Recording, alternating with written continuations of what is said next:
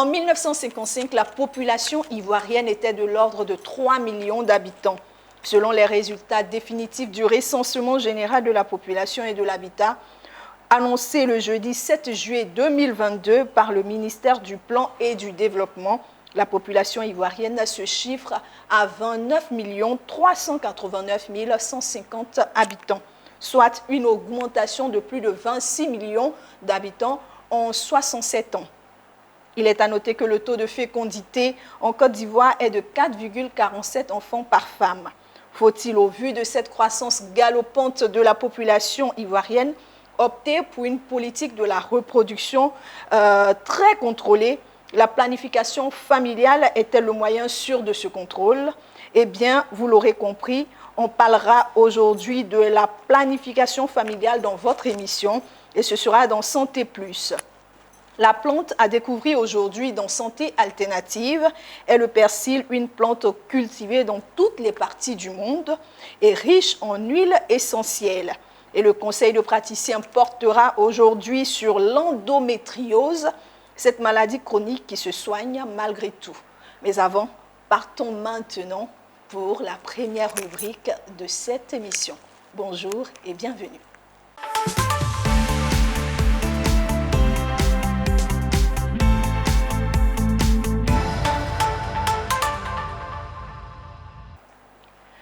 Bienvenue à tous ceux qui nous prennent en marche. Vous suivez Business 24 Africa, vous suivez maintenant la Santé 24. Nous recevons pour notre première rubrique Madame Naounou Marie-Josiane. Elle est experte en santé de la reproduction, planification familiale. Bienvenue sur notre plateau, Madame Naounou. Alors aujourd'hui, avec vous, on parle de la planification familiale. Ma première question déjà, Madame Naounou, qu'est-ce que la planification familiale? La planification familiale, c'est l'ensemble des moyens qui sont mis en œuvre pour contrôler les naissances, pour permettre à la famille de décider la taille qu'elle voudrait avoir, une petite ou une grande famille. Donc, c'est l'ensemble des moyens qui sont mis en œuvre pour cette famille-là. Est-ce qu'il y a raison aujourd'hui en Côte d'Ivoire d'opter pour la planification familiale? Absolument. Vu l'urgence, enfin, on va dire, vu la situation qui se présente en Côte d'Ivoire actuellement, beaucoup d'enfants sont à la rue, beaucoup d'agressions de la part des jeunes, plus jeunes, beaucoup d'abandon des enfants. Au niveau de l'éducation, le niveau n'est pas encore le niveau d'antan, je veux dire le niveau de qualité. Donc, il est important que les parents puissent contrôler un peu les naissances pour pouvoir maîtriser les enfants. Donc, il est important vraiment d'adopter la planification familiale, ce qui a un impact aussi sur l'économie en Côte d'Ivoire. Voilà, mieux on planifie les choses, mieux on organise les choses, on ne peut que les contrôler en fait. Donc oui, je pense qu'il y a urgence de s'attacher et de s'approprier la planification familiale en Côte d'Ivoire. Quand on parle de planification familiale, quand on parle d'accouchement, on parle évidemment de la femme, c'est la première concernée, je ne dirais pas la seule concernée. On le verra tout au long de notre échange, c'est la première concernée. Quel est l'impact de la planification familiale sur la santé féminine? Alors, la planification familiale, déjà, c'est la pérennisation même de la famille. Parce que la femme est le pilier de la famille, c'est vrai, mais dans la société, la femme elle a ce rôle-là de pouvoir générer beaucoup d'interventions autour d'elle. Grâce à la femme, selon ses enfantements, les finances de la famille sont impactées ou pas? Si. Voilà. Et au niveau de la société en elle-même, quand une mère vient éduquer, effectivement, jouer son rôle effectivement de mère, quand la mère est à la maison, il y a la stabilité, il y a le père aussi qui attend beaucoup de cette femme-là, de cette maman-là. En tant qu'époux, c'est vrai, mais c'est elle qui s'occupe, c'est la gardienne du foyer, la femme, la maman. Voilà, donc mieux elle se porte, mieux la famille va se porter également. Donc l'impact de la planification familiale au niveau de la femme, c'est énorme, c'est vraiment énorme. La santé de la femme permet à la famille d'avoir des enfants qui sont bien éduqués, qui sont bien contrôlés, et la gestion de la maison ne s'en porte que mieux en fait. Voilà. Donc ça, c'est pour le bénéfice de toute la famille. Mais la femme elle-même, à son niveau, la planification familiale, c'est plus pour sa beauté, c'est plus pour sa santé. Voilà. Vous verrez facilement une femme qui peut avoir le cinquantenaire, mais qui peut paraître beaucoup plus jeune. parce qu'elle a planifié, elle a su contrôler ses naissances, parce qu'elle s'est très rapidement prendre en charge par les spécialistes de la santé, les prestataires de soins de santé. Donc voilà un peu ce que je puis dire sur la planification familiale. Au niveau de la femme elle-même, elle a plus d'assurance, elle est plus épanouie, et puis elle a cette marge de manœuvre pour pouvoir contrôler l'éducation de ses enfants, la santé de ses enfants, de son époux, de son compagnon, et puis de veiller sur la société. C'est ce que je puis dire dans les deux sens pour la famille et la femme elle-même. Je le disais dès l'introduction de cette émission que la fécondité en Côte d'Ivoire a un taux qui tourne autour de 4,47 enfants par femme. Est-ce qu'on pourrait définir la planification familiale ou bien le planning familial comme le fait de ne pas faire beaucoup d'enfants pour une femme ou le fait d'en faire mais de pouvoir les espacer comme il le faut? Oui, tantôt je disais que la planification familiale, c'est tous les moyens qui sont mis en œuvre pour qu'une famille décide de sa taille. Si elle veut avoir beaucoup plus d'enfants, ça voudrait dire qu'elle a les moyens de s'en occuper. Donc c'est relatif. Dans la planification familiale, on peut admettre d'avoir beaucoup d'enfants. C'est relatif. 2 enfants peuvent être beaucoup pour un couple. Non, et puis 10 enfants peuvent ne pas être beaucoup pour un couple. Ils en voudraient encore. Et ça, ils peuvent s'inscrire, malgré ce grand nombre d'enfants qu'on veut, s'inscrire dans la planification familiale. Tout est relatif, comme je disais. Alors, ils peuvent avoir ces 10 enfants-là, avec des intervalles de 4-5 ans entre enfants. Ça dépend de à quel moment ils ont commencé à faire leurs enfants. Vous voyez ce que je veux dire? Voilà, les choses sont au cas par cas, en fait. Okay. Voilà. Et donc, une famille qui... Je prends un couple qui est très très jeune, qui se marie à 22, 23 ans, le mari à 25 ans. Ils font des planifications, ils font des investissements et ils se disent qu'ils veulent avoir un nombre d'enfants, je veux dire peut-être 10 enfants. Je dis ça, c'est une image que je donne. Et puis, ils peuvent se mettre, parce que le minimum pour la santé de la femme, ce serait d'avoir 2 ans entre les enfants. Alors, si elle respecte les 2 ans ou 3 ans entre les enfants... Elle peut se permettre de faire même 10. Exactement. Et la planification familiale n'est pas contre ça. Non, n'est pas contre ça, mais derrière, ça voudra dire qu'on se donne les moyens pour. Ce n'est pas seulement que de décider de faire les enfants. Il faut pouvoir les recevoir, il faut pouvoir les éduquer, pour pouvoir passer encore à un autre enfant.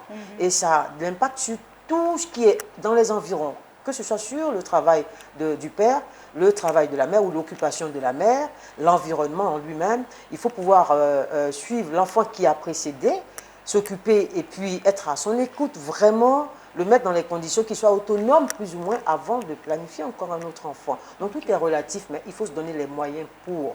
Il faut se donner les moyens pour. Sinon, il n'y a pas de stéréotype, il n'y a pas de normes d'enfants, il n'y a pas de standard en fait. Il n'y a pas de normes d'enfants définies par le concept de la planification familiale. C'est cela, c'est cela. Voilà. Le plus important dans la planification familiale, c'est la santé de la famille et la santé de la sphère génitale de la femme. C'est elle quand même qui porte le bébé. C'est elle qui supporte les 9 mois et au moment de l'accouchement, c'est elle qui a les contractions. C'est elle qui doit avoir de la force pour pousser. Il y a tout cela qu'il faut voir en fait. Donc la santé de la reproduction, en fait, c'est l'être humain en lui-même, la santé de sa sphère génitale. Voilà, c'est beaucoup plus que là. Alors si elle a la force de pousser, elle pourra faire les enfants. On va être à l'abri de tout ce qui est mortalité maternelle. Voilà, la planification familiale, c'est justement pour réduire la mortalité maternelle, c'est pour réduire la mortalité néonatale et infantile également. Voilà. Donc, c'est un peu ce que je puis déjà répondre sur Très bien. volet. Alors, Madame Naounou, je posais une question sur la santé de la femme. Je voudrais qu'on en vienne aussi à l'homme, parce que ce n'est pas la femme qui conçoit seule. Est-ce que la planification familiale n'a pas également un impact sur la santé de l'homme? Bien entendu, la planification familiale a un très bon impact sur la santé de l'homme s'il y adhère.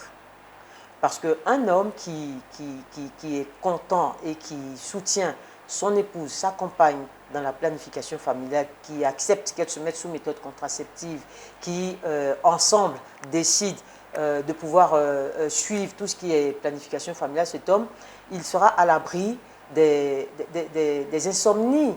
Parce qu'il n'y a rien de plus triste pour un homme d'être malheureux, de ne pas pouvoir être à la hauteur d'une charge, par exemple. Ne pas pouvoir payer l'école de son enfant, ne pas pouvoir payer la maison. ne pas pouvoir s'occuper de sa propre maman en retour aussi, parce que même quand on est en couple, on reste l'enfant d'une autre personne, la maman également, de ne pas pouvoir être à la hauteur de ses charges. Donc cet homme-là, quand il fait des planifications, ils ont le temps de s'acheter un terrain, ils ont le temps de s'acheter une maison, ils ont le temps de se réaliser en fait. Parce qu'en même temps qu'on est en couple, en même temps qu'on est parents, mais on reste toujours amoureux, on reste toujours à se séduire. Il a la possibilité de toujours se faire plaisir, de faire plaisir à sa compagne, il a les moyens pour... Et donc quand l'homme est à la hauteur, il affiche beaucoup plus d'assurance. Donc il est de meilleure santé, du coup il est à l'abri de tout ce qui est accident cardiovasculaire. Il n'a pas de stress, ou plutôt il a beaucoup moins de stress. Donc voilà un peu l'impact de la planification familiale sur l'homme aussi. Okay. Donc il y va de sa santé, d'être très heureux, d'être très à l'aise et très sûr de lui en tant que père. Au niveau de l'homme, c'est plus la santé psychique. Hein. C'est ça, c'est ça. Okay. Mais aussi, non, pas seulement la santé physique, psychique. C'est surtout la femme. Oui, mais il y a la santé économique, oui. voilà. oui, la santé psychologique, oui, mais beaucoup plus santé économique. Voilà. Et même, vous verrez des hommes qui sont malades quand leurs femmes sont malades. Ça, c'est des choses qui peuvent arriver. Oui. Quand sa femme est malade, il transpose tellement cette émotion que ça peut impacter sa santé aussi. Donc, il y a sa santé, mais comme on dit, tout de suite, comme c'est elle qui porte l'enfant en elle, c'est pour cela qu'on pense que, mais sinon, l'homme s'en porte mieux. Ok, là on me signale, je suis à fond dans notre échange et on me signale qu'on est presque à la fin. On va faire vite, oui déjà, on va faire assez vite pour les autres questions. Vous suivez Business 24 Africa et vous suivez là maintenant Santé 24. Et nous recevons Madame Naounou dans la première rubrique de cette émission pour parler de la planification familiale. Madame Naounou, je voudrais maintenant qu'on parle des moyens. Quels sont les moyens et les méthodes à avoir pour la planification familiale? Vous avez parlé tout à l'heure des contraceptifs. Voilà.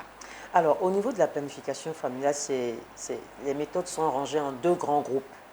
Il y a les méthodes de longue durée, dites méthodes permanentes, et puis les méthodes de courte durée.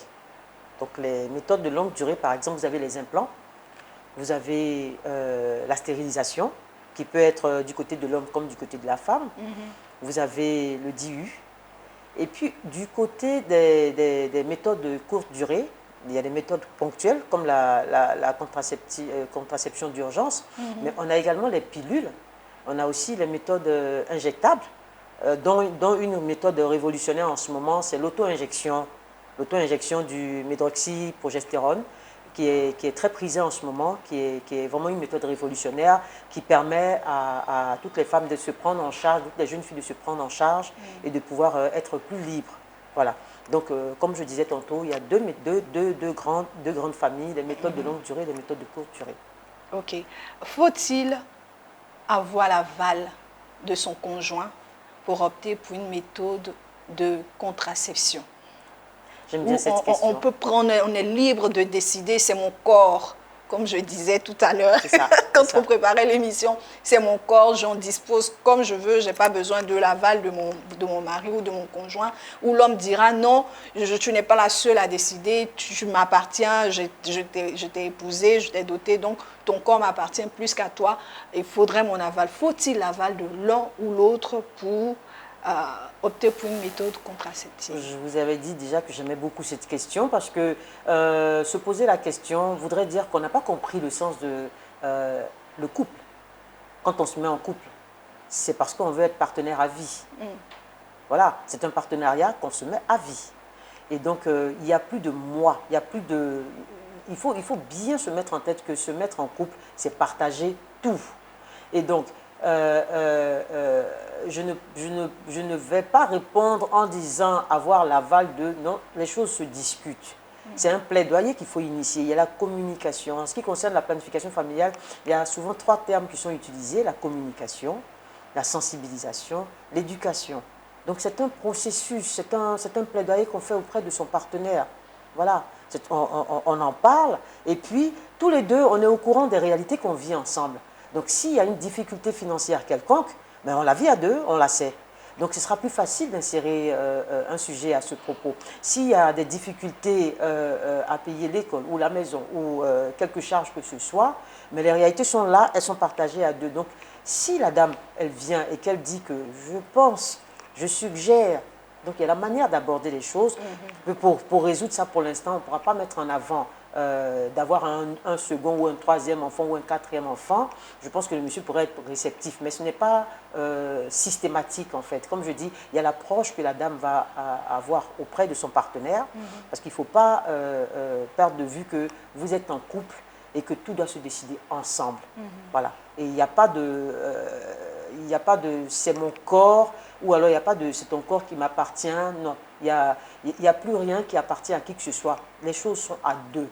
Donc autant le corps de la femme, c'est vrai, avant qu'elle ne soit en couple, elle était autonome dessus, mais quand elle est en couple, là, il faudrait revoir la copie si on n'a pas bien compris, mais tout se fait sur la base de la consultation, sur un plaidoyer, sur une communication franche, et puis sur une négociation, sur de la patience, et bien entendu sur le fond de l'amour. Voilà, il y a des objectifs qu'on veut atteindre quand on se met ensemble, il faut qu'on puisse les atteindre. Et donc, s'il y a une entrave, on en discute. Et puis voilà, donc c'est sur la base de discussion. Il n'y a pas d'aval particulier. Voilà, mais il faut consulter, il faut échanger, il faut expliquer, il faut justifier. Et ça, ce sont les exigences de couple. Okay. C'est ce que je puis dire. Est-ce que dans le cadre toujours de la planification familiale, les méthodes contraceptives sont prescrites? Où on a le libre choix, on va en pharmacie, on va chez la sage-femme et on dit « je veux telle méthode contraceptive ». Alors, les méthodes contraceptives ne sont pas prescrites. Elles ne sont pas prescrites, elles font l'objet d'un counseling, un échange. C'est pour ça qu'il faut que l'homme, la femme consulte un prestataire de soins de santé qui est préparé à cela. Il y a des outils de counseling qui sont prévus. Le counseling, c'est un mot anglais, mais en fait, c'est des échanges, c'est prendre des conseils, voilà. Et donc, les méthodes contraceptives ne sont pas prescrites, plutôt elles sont présentées dans leur large gamme.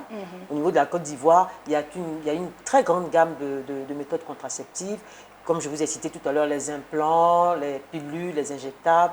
Et donc, ces méthodes sont présentées, chacune de la même manière, les inconvénients, les avantages. Et donc, il y a des échanges qui font de sorte que la personne, le prestataire de soins de santé, se renseigne sur l'historique de la personne, du point de vue santé. Est-ce qu'il y a une pathologie particulière sous-jacente? Est-ce qu'il y a des enfants avant? Est-ce que la personne a des objectifs? Qu'est-ce qu'elle fait en ce moment? Il y a tout ce balayage, voilà, l'historique que la personne prend, et ensuite elle lui présente les méthodes contraceptives. Et c'est la cliente elle-même qui effectue le choix. C'est pour ça que ça s'appelle le choix éclairé. Exactement. Et voilà, okay. C'est pour ça que ça s'appelle choix éclairé. C'est en toute autonomie, c'est en toute volonté que la personne fait le choix de, bon, avec ce que vous avez expliqué et vu ce que moi je présente, je pense que c'est cette méthode qui serait adaptée pour mon cas.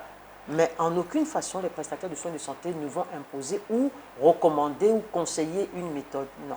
Okay. Donc, elles ne sont pas sous prescription médicale, mais c'est sur counseling et puis un choix éclairé par la cliente elle-même. J'avais deux dernières questions, mais nous sommes déjà au thème de notre échange, donc je vais en choisir une seule parmi les deux. Est-ce qu'en Côte d'Ivoire, les familles et les femmes adhèrent à la planification familiale avec toutes les méthodes que cela comporte? En Côte d'Ivoire, en ce moment, le taux de prévalence contraceptive, il est à 25%. C'est vrai que le gouvernement avait voulu atteindre 36%. Le taux, malheureusement, est à 25%. Pour bien des raisons, vous avez dit que nous avons des contraintes de temps, oui, donc je ne pourrais pas m'étaler dessus, oui, sur un autre plateau. Mais 25% de taux de prévalence contraceptive, c'est assez faible. Alors que le gouvernement fait beaucoup d'efforts. Il y a le plan d'action budgétisé PF qui est sorti et qui tient compte du contrôle des naissances. Il y a un constat qui est fait. Les Ivoiriennes, les femmes, la femme elle-même, elle ne veut plus d'enfants, par exemple, mais elle ne se met pas sous méthode contraceptive. C'est assez contradictoire. Elle préfère calculer peut-être, ou bien ça aussi c'est une méthode contraceptive. C'est une méthode, oui, la méthode du calendrier, c'est une méthode contraceptive également. La méthode naturelle, c'est une méthode contraceptive. Mais la dame, elle a fini de faire les enfants qu'elle veut, elle aimerait ne plus en faire, mais elle ne se met pas sous méthode contraceptive. Le tout est de s'approcher des prestataires de soins de santé pour des échanges, pour mieux comprendre, pour pouvoir adopter. Tout est dans la communication, la sensibilisation. C'est pour ça que la sensibilisation et la communication continuent toujours à travers le ministère. C'est pourquoi nous serons très heureux de vous avoir à nouveau sur notre plateau dans le cadre de la sensibilisation et de la communication. Votre dernier mot, Madame Namnou? Écoutez, mon dernier mot, c'est un cri de cœur. C'est un cri de cœur. Là, nous sommes dans le mois de mars, qui est le mois de la femme, le mois des droits de la femme. J'insiste parce que récemment, nous avons tous célébré la Journée internationale des droits de la femme. La femme devrait aller vers l'information la concernant, en toute autonomie. Elle devrait aller vers l'information sur la santé la concernant, Actuellement, selon une étude de l'OMS, chaque 2 minutes, il y a une femme qui meurt. Et c'est assez triste. La femme ne devrait pas mourir en donnant de la vie. Aucune femme ne mérite de mourir en donnant de la vie. Donc, ce que je pourrais dire, comme mot de fin, la planification familiale est l'affaire de tous, est l'affaire de l'homme, est l'affaire de la femme. L'homme a besoin de soutenir la femme a besoin également de consulter, de parler, d'échanger, et puis de s'approprier tout ce qui est les informations concernant sa santé et sa famille. Comme j'ai dit, c'est la gardienne du foyer et elle devrait pouvoir être le pilier. Merci beaucoup, Madame Naounou. C'est moi qui Nous vous attendons à nouveau sur ce plateau quand vous voulez. Je pense qu'on devrait encore creuser sur ce thème de la planification familiale. Nous recevions sur notre plateau Madame Naounou Marie-Josiane, experte en santé de la reproduction, planification familiale. Merci beaucoup, Madame Naounou, d'être passée sur notre plateau. Passons à présent à la deuxième rubrique de cette émission. Et aujourd'hui, je vous l'ai dit, nous parlons du persil.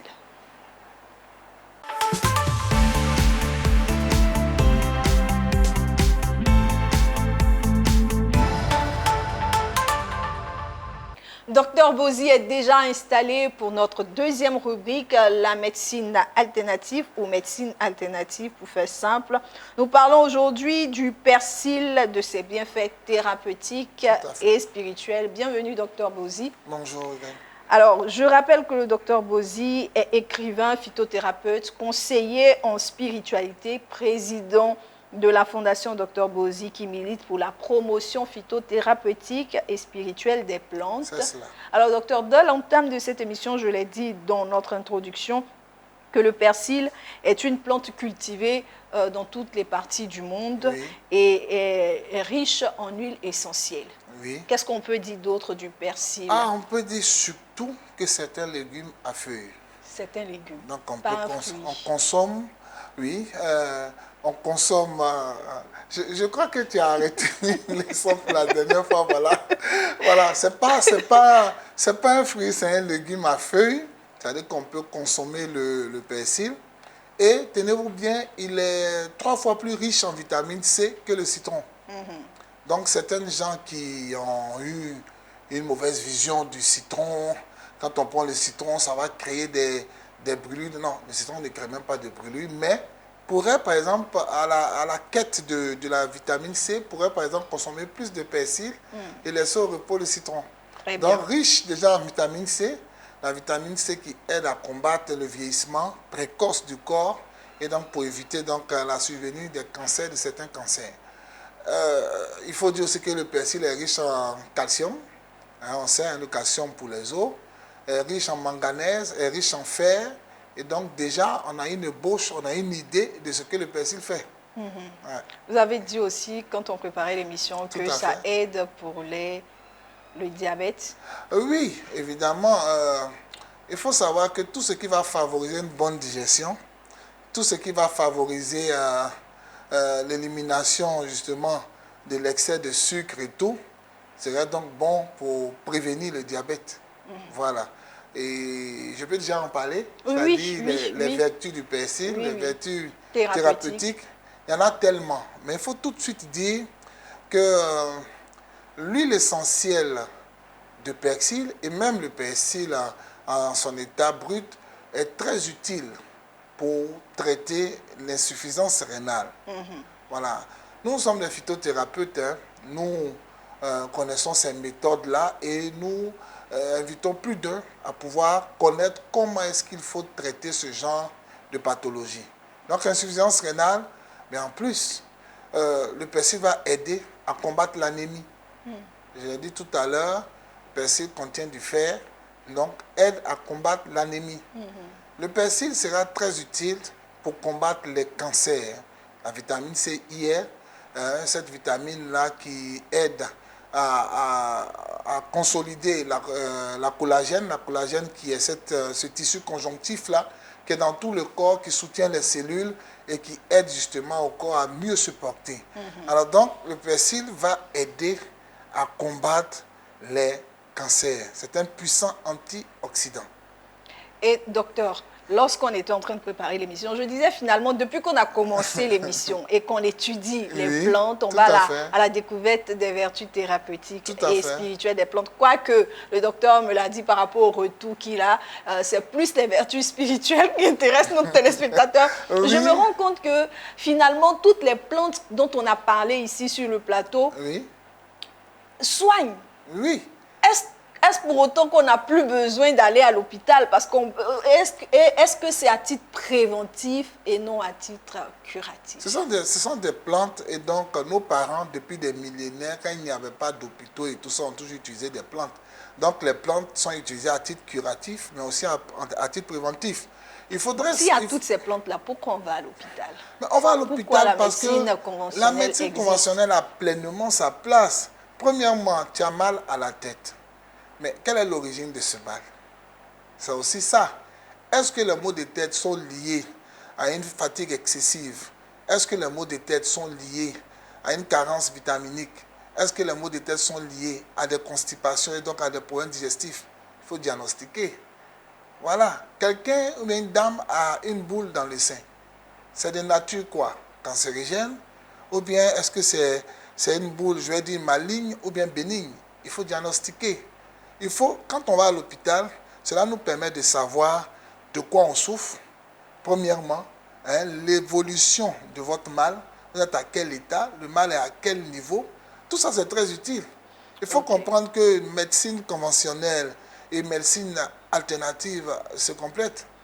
C'est pour cela, d'ailleurs, que dans tous ces pays où la promotion est faite tant pour la médecine conventionnelle que pour la médecine alternative, nous sommes très heureux d'encourager cela. Très bien. Alors, nous avons parlé des vertus thérapeutiques et je l'ai dit, comme vous me l'avez répété, que nos téléspectateurs sont plus intéressés par les vertus spirituelles. Donc, on ne va pas trop les faire attendre. Quelles sont les vertus spirituelles du persil? Le persil n'a pas beaucoup de vertus spirituelles, mais les 2 ou 3 vertus spirituelles les mieux connues font autorité, même dans la vie sociale. Premièrement, c'est d'abord une plante qui est l'ami des hommes au plan spirituel. Ça veut dire quoi? Ça veut dire quoi? Ça veut dire que lorsque vous êtes un homme ou bien vous avez des enfants masculins, lorsque vous prenez le persil et vous le brûlez régulièrement pour vos enfants, il y a des méthodes de brûlure. Il y a des méthodes. Il faut connaître les méthodes en toutes choses. Et il faut développer, comme je l'ai dit, la pensée positive. Voilà. Lorsque vous brûlez le persil pour vous, ou bien pour vos enfants, vous attirez à vous la jante féminine. Alors, je l'ai précisé ici, il faut développer la pensée positive. Vous voulez, par exemple, faire exceller dans le domaine... C'est pas du basse entre griffes, comme on dit. Non, c'est ce que j'allais dire. Vous voulez exceller dans le domaine de la cosmétique. Vous avez un salon de coiffure, vous êtes un homme. Vous voulez avoir donc quelle clientèle? C'est la clientèle féminine. Vous brûlez du persil, pas dans votre magasin, mais partout où vous allez d'abord vous embaumer de la poudre de persil. Et puis vous allez m'en dire des nouvelles. On peut aussi utiliser l'huile essentielle de qualité première pour justement dans un diffuseur dans votre local où vous faites des activités à caractère féminin et vous allez voir. Ensuite, vous ne voulez pas que vos enfants, que vous avez vraiment éduqués avec beaucoup d'efforts, tombent sur des femmes étranges qui peuvent finir par les envoûter. C'est quoi les femmes étranges? Oui, mais c'est des femmes qui n'attendent que, dans ce cas d'espèce, je parle des hommes, qui n'attendent que de voir des gens puissants financièrement et tout, et puis utiliser des procédés pas du tout catholiques pour pouvoir être leur épouse. Or, moi je pense qu'au plan spirituel, on n'est qu'avec ce que nous désirons. Mais lorsque cela est forcé, ce n'est plus quelque chose de sain. Donc, quand vous brûlez ce persil-là pour vos enfants qui sont masculins, ben cela va attirer vers vos enfants des femmes qui les aiment pour ce qu'ils sont. Vous voyez? Et à partir de ce moment, ça va permettre à vos enfants d'évoluer loin des pratiques obscures. Je veux aussi préciser aux téléspectateurs que si vous avez des hommes, vous avez vos enfants, ou bien vous avez votre frère qui ploie sous le poids d'un envoûtement, je vais dire sentimental, mais des procédés sont connus. Il y a des procédés qui sont connus. Quand la personne est déjà sous envoûtement, eh c'est la pistache qu'il va falloir utiliser. Je pense qu'on va en parler dans une autre émission. En sauce. Voilà. Bon, on va expliquer les procédés. Okay. Mais quand vous voyez, vous avez déjà vécu ce genre d'expérience dans votre vie, et vous savez que ce genre de choses existent, où on envoûte des personnes pour pouvoir être avec elles, vous avez des enfants qui sont brillants, qui sont en train d'aller vers une vie sociale réussie, il faut prévenir en utilisant la poudre de persil en fumigation. Les détails seront expliqués lorsqu'on sera en contact avec certains téléspectateurs. Oui. Le second point, et non des moindres, c'est que le persil, il a un caractère encore plus étrange. Le persil permet de communiquer avec l'être défunt.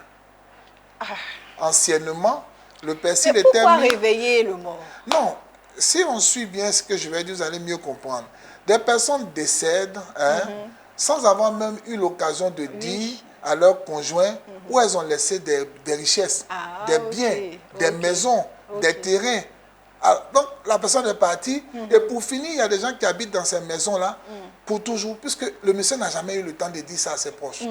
Voilà où le persil aidera à retrouver ces biens-là. Merci beaucoup, Dr Bozy. Le persil et ses vertus thérapeutiques et spirituelles. Beaucoup de vertus spirituelles. Aujourd'hui, on a voulu s'étendre un peu sur les vertus spirituelles parce qu'on sait que vous aimez bien cette partie. Merci beaucoup. Merci beaucoup, Dr Bozy, d'être passé chez nous. La semaine prochaine, on ira à la découverte d'une autre plante. Si vous voulez découvrir, restez avec nous.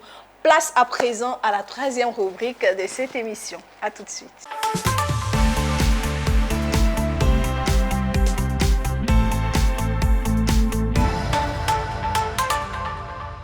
Bonsoir docteur. Je suis Théou Marie-Josiane. Ma question c'est, est-ce que la grossesse peut guérir l'endométriose? Bonjour docteur, je suis Ingrid Moya. Je vous suis depuis la Côte d'Ivoire et ma question est la suivante. Quelles sont les personnes concernées par l'endométriose? Donc, conseil de praticien du jour, nous nous sommes intéressés à une maladie de femmes encore mal connue, mais dont la prise en charge se fait bel et bien. Il s'agit de l'endométriose, une maladie chronique qui se soigne. Elles sont nombreuses, ces femmes qui ont des questions sur l'endométriose, ses conséquences et sa prise en charge. Nous vous proposons de les écouter et de suivre la réponse de notre expert du jour.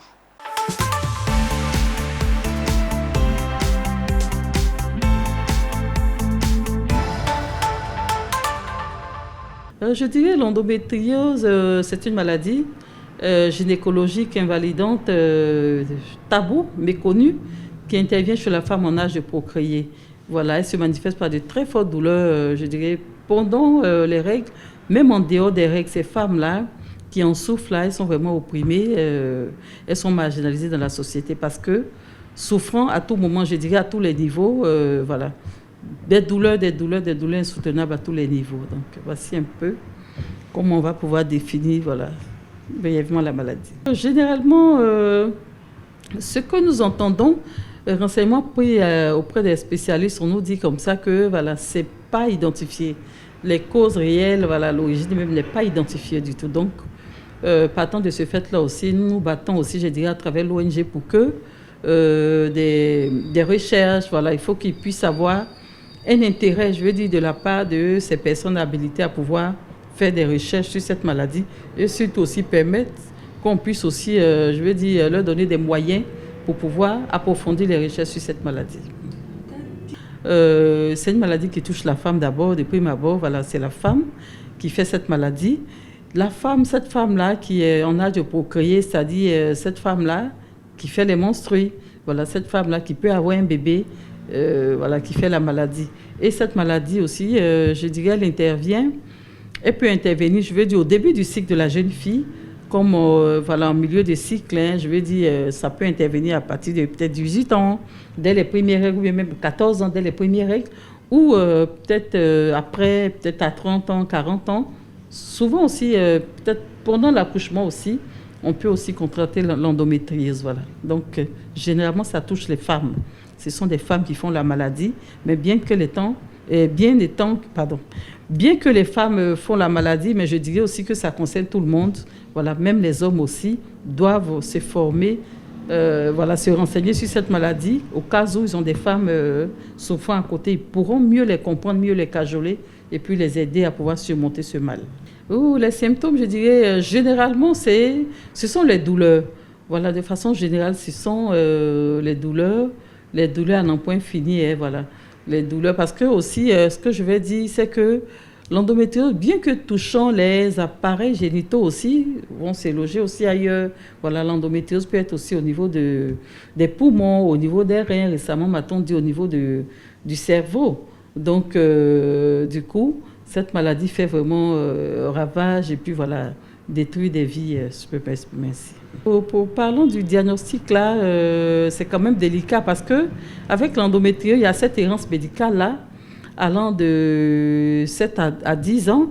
Et puis aussi, je l'ai dit tout à l'heure, hein, il y a ces femmes là qui en souffrent, je dirais 30 à 40% de ces femmes là sont infertiles. D'abord, voilà, ça c'est quelque chose aussi que j'avais oublié de mentionner. Donc, pour en être diagnostiquées, souvent il y a ces femmes là qui n'arrivent pas à avoir d'enfants, qui font des examens, une série d'examens, et à la suite, on leur dit, vous souffrez de l'endométriose. Et avec l'endométriose, généralement, les médecins, ce qu'on prescrit généralement aux femmes, on leur donne de faire, c'est des échographies. Mais souvent, les échographies, ne suffisent pas. Il faut pouvoir faire une série d'analyses. Puisque la maladie étant méconnue du corps médical, méconnue même de la patiente, parce que souvent, elle souffre, mais elle ne sait pas ce qu'elle a. Elle se dit, ce sont les règles douloureuses, j'ai des bobos doumants. Donc, souvent, cette errance-là fait que de part et d'autre, là, les choses traînent. Donc, par moment, on se limite à l'échographie, c'est des fibromes, ou il y a fait des kystes, ou des choses comme ça, mais on ne sait pas ce que c'est. Donc, au-delà de l'écho, il y a plusieurs examens qui sont faits. Il y a les IRM, il y a aussi les scanners, la cystoscopie, tous ces examens qui doivent être faits pour pouvoir savoir de quoi est-ce que la femme souffre réellement. Généralement, on la soulage parce qu'on n'en guérit pas malheureusement, mais l'endométriose, pas d'où elle est venue lorsque la femme est à l'âge de la ménopause. Parce que la femme étant à l'âge de la ménopause, là, normalement, il n'y a plus de menstrues. Or, généralement, l'endométriose se manifeste aussi lorsque la femme fait des menstrues. Souvent aussi en dehors des menstrues, c'est possible. Il y a ces femmes-là qui ont des douleurs, je veux dire des douleurs, saignements même une semaine même avant les menstrues, pendant les menstrues, une semaine après. Donc, généralement, c'est une affaire de pratiquement 3 semaines. Donc, on n'en guérit pas malheureusement, mais on soulage la maladie à travers différents traitements. Parce que la femme qui a des douleurs, je dirais, pendant les rapports sexuels, c'est pas normal. Qu'il y a des douleurs lorsqu'elle défèque, c'est pas normal. Qu'il y a des douleurs lorsqu'elle urine, ce n'est pas normal. Donc, on essaie de les soulager à travers des traitements, je dirais, hormonaux, c'est-à-dire mettre l'organisme au repos à travers la ménopause artificielle. Il y a des produits qu'on administre à la femme et puis ça lui donne cette tranquillité. Et il y a aussi, je dirais, le traitement chirurgical où on procède à ces interventions chirurgicales, c'est-à-dire les opérations qui consistent à enlever ces lésions-là par endroit où est-ce que c'est logé. Et malheureusement, dans le cas extrême, là, on procède à l'hystérectomie qui est l'ablation de l'utérus, c'est-à-dire l'appareil reproducteur qu'on enlève et puis la femme ne peut pas avoir d'enfant, malheureusement. Pour une femme qui a un fort désir de maternité, qui ne peut pas, à qui on enlève l'utérus, c'est pas facile. Donc, il faut vraiment très tôt aller à l'hôpital, se faire diagnostiquer pour essayer d'éviter ces désagréments. Alors, merci à notre expert d'avoir répondu aux préoccupations de nos téléspectateurs, nos téléspectatrices. Nous sommes à la fin de cette émission aujourd'hui. Merci de nous avoir suivis. Merci à toute l'équipe qui m'a accompagné, notre réalisateur Lignon Gilbert, Tima Traoré, son assistante et tous les autres derrière, notre assistant de production Michel. Et je vous retrouve très vite pour la prochaine émission.